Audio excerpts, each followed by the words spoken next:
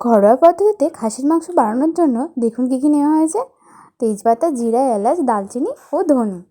প্রত্যেকটা মশলাকে তেলের মধ্যে দিয়ে খুব ভালো করে নাড়াচাড়া করে নিতে হবে। যেহেতু আমরা 500 গ্রাম মাটন নিয়েছি, তার জন্য 200 গ্রাম পেঁয়াজ নিয়েছি। পেঁয়াজটা কষানোর পর মটনটা দিয়ে দিয়েছি, দিয়ে ভালো করে নাড়াচাড়ার পর 2টি কাঁচা লঙ্কাকে চিড়ে দিয়ে দিয়েছি।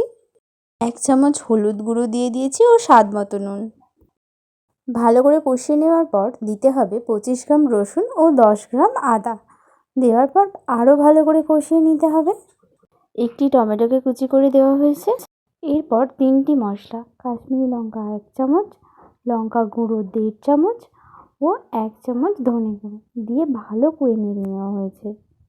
কষানোর মাঝখানে আমরা দিয়ে দেব আলুগুলি, যেটা আগে থেকে আমরা ভেজে রেখেছিলাম। আলু দেওয়ার পর কিছুক্ষণ কষানোর পর আমরা দিয়ে দেব পরিমাণ মতো জল।